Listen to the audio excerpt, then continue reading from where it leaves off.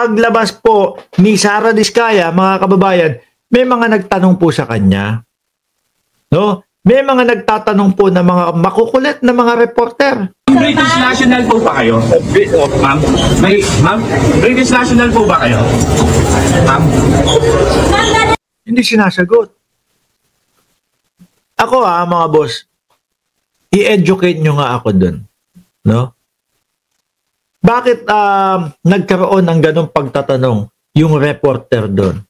Meron ba silang meron silang narinig, meron silang na hagip na balita na si Sara Diskaya ay hindi na Pilipino, British national na. 'Di ba? Kaya natatanong yan Alam niyo naman sa Pilipinas, sa buong mundo, no?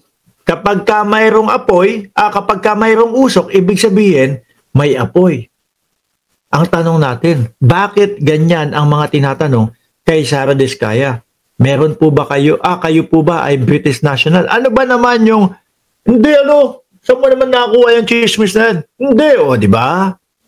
Pero kapag ka iniwasan mo yan, isipin ng mamamayang Pilipino, naku po, hindi yata talaga Pilipino ito